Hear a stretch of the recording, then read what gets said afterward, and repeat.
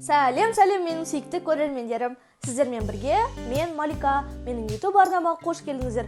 Бүгін біз сіздермен өте дәмді зебра пирогын жасайтын боламыз. Ингредиенттері барлығының үйінен табылады. Ендеше кеттік. 4 жұмыртқаны ыдысымызға жарып аламыз.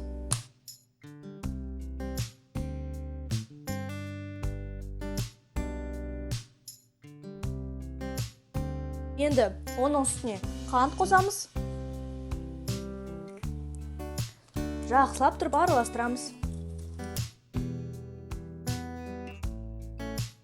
Оның үстіне айран қосамыз.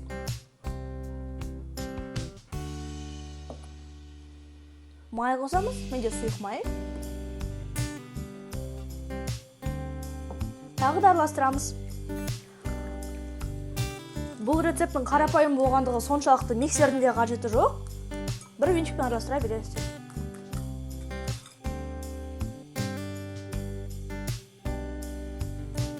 Көріп тұрғандарыңызды қант ерігенше араластырып алдым.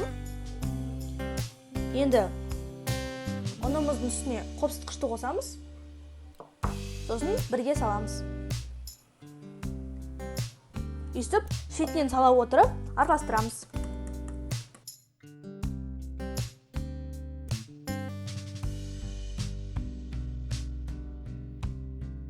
Достар, мен оның барлығын қосып, жақсылап араластырып алдым.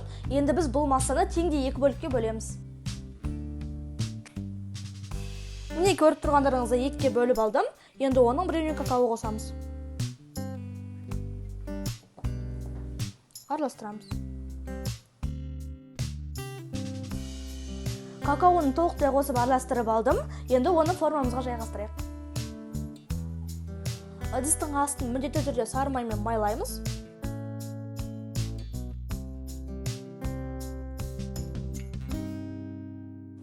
Менің противенім осындай әйнек противен. Сіздер кез келген налай берсеңіздер болады. Диаметрі 24 см. Майлап алдым. Енді құюды бастаймыз. 2 ас қасықтан құямыз. Және ортасына мынаны құямыз.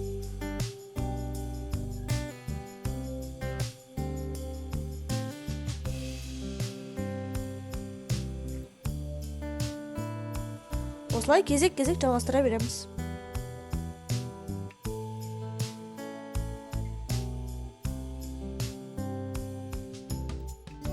Мінекей осылай әдемі болып шықты. Енді оның бетіне әдемілік үшін осындай тұшқылғышпен әдемілейміз.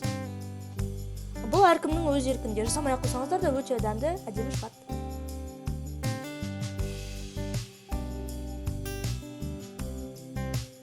Енді біз пирогымызды 180 градуста қызып тұрған пеште беті қызарғанша пісіретін боламыз. Сонымен құрметті көрермендер, біздің пирогымыз дайын. Көріп тұрғандарыңыздай жақсы көтерілген, жұмсақ міне. Тек бетін бір қызатып жібергенім ғана болмаса, атак бәрі күшті. Сіздерге жасап көруге кеңес беремін. Үйдегі бар заттар барлығы әркімнің холодильнигінен табылады деген үміттемін.